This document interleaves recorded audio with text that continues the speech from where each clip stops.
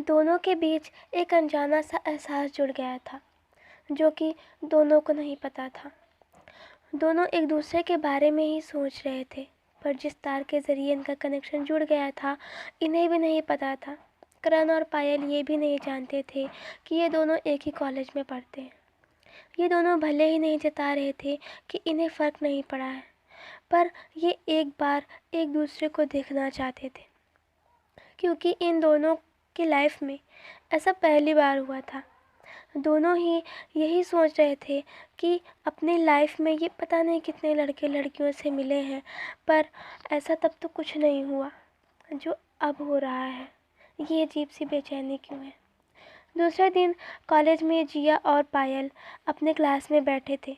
जैसा कि करण कॉलेज का नया स्टूडेंट था, उसका कॉलेज में पहला दिन था और कॉलेज भी वही था, मतलब क्लास भी वही था। जिया पायल को लाइब्रेरी में जो भी हुआ था वही सारी बातें भूलकर परेशान कर रही थी। तभी क्लास में करण और उसका दोस्त अरुण आते हैं। जिया उन्हें देख के शॉक्ड हो जाती है और फिर पायल को दिखाती है। पायल करण को देखते ही जैसे उसके दिल को एक सुकून सा मिल जाता है और करण को भी ऐसा ही होता है। दोनों समझ नहीं पाते ऐसा क्यों हो रहा है। ऐसे ही कई हफ्ते बीत जाते हैं। फिर पायल के घर उसकी माँ की फ्रेंड आने वाली होती हैं। उस दिन पायल कॉलेज नहीं जाती है। जिया करण और अरुण से दोस्ती कर ली होती है, पर पायल नहीं। कुछ काम होता था तभी वो उनसे बोल देती थी, नहीं तो नहीं। जब करण को पता चला कि पायल कॉलेज नहीं आने वाली है, तो वो भी कॉलेज नहीं गया, उसका दिल नहीं किया। और पायल का भी कुछ ऐसा ही हाल था। पायल के घर उसकी माँ की फ्रेंड आने वाली थी। इत्तेफाक से वो करण की मम्मी थी। पायल उन्हें बचपन से जानती थी और उनसे बहुत प्यार करती थी, इसीलिए वो कॉलेज नहीं गई। पर उसे ये नहीं पता था कि करण उन्हीं का बेटा है, और करण को भी नहीं पता था कि वो पायल के घर ही जा रहा है। वहाँ पहुँचते ही जब पायल ने करण को देखा तो वो शॉक्ड हो गई, और करण भी। उसे समझ नहीं आ रहा था कि वो शॉक्ड हो या पायल को गले से लगा ले। ऐसा इतना ज़्यादा खुश था वो, उसकी खुशी का ठिकाना नहीं रहा। वो तो पायल को गले लगा ही लेता। अफसोस इस बात का था कि उसने पायल को कुछ बताया ही नहीं था। पायल भी उतनी ही खुश हुई। उन दोनों की खुशी उनकी आंखों से साफ बयां हो रही थी, और करण की माँ उन दोनों की आंखों में ये खुशी साफ देख सकती थी और वो समझ गई।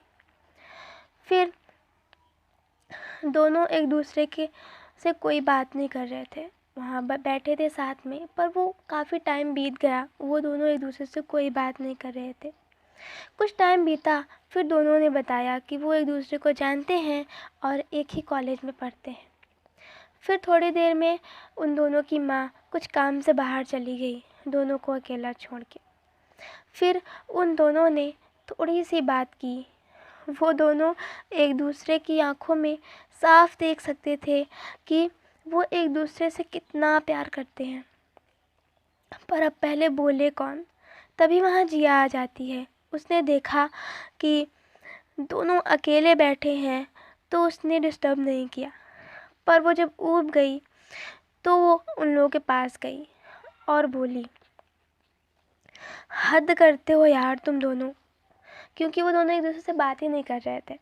तो फिर वो बोली, हद करते हो यार तुम दोनों, कुछ तो बोलो, यहाँ तो कोई है भी नहीं।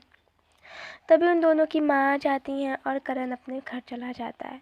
जिया पायल से बोलती है, क्या यार तू भी उससे बोली क्यों नहीं कि तू उसे पसंद करती है। तो पायल ने कहा, कैसे कहूँ, डर लगता है कि वो क्या क्या सोचेगा मेरे बारे में। और उधर करण को ये डर लगता है कि पायल ने मना कर दिया तो क्या होगा। फिर करण के फ्रेंड्स प्लान बनाते हैं एक दिन कि आज करण को पायल को प्रपोज करना ही करना है। दोनों सब लोग प्लान बनाते हैं और पायल को बुलाया जाता है ये बोलकर कि जिया की तरफ से ट्रीट है।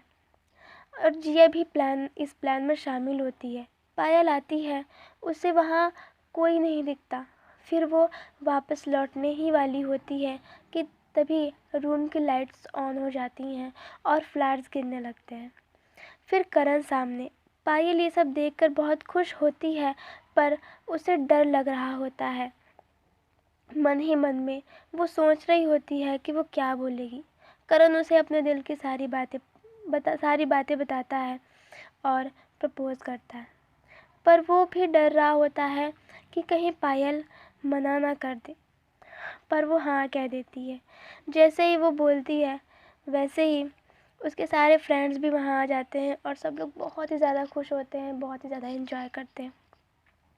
और उधर करण पायल के घर पे करण की माँ पायल के लिए रिश्ता लेकर आती है अपने बेटे के लिए। सोचिए कितना अच्छा गुड लक है ना इनका कि दोनों एक दूसरे से प्यार भी करते हैं और इन्हीं के घर पे इन्हीं दोनों के लिए रिश्ता पहुंच जाता है शादी के लिए। वाह, काश कि ऐसा सबके साथ हो। सो ये थे इत्तेफाक एक लव स्टोरी की दूसरा पार्ट। और ऐसे ही स्टोरीज़ के लिए आपको चैनल को सब्सक्राइब करना पड़ेगा। और अगर ये कहानी आपको अच्छी लगी हो, ये वीडियो आपको अच्छा लगे तो प्लीज़ लाइक और शेयर कर दीजिएगा। अब हम आपको मिलेंगे नेक्स्ट वीडियो में, तब तक के लिए बाय बाय।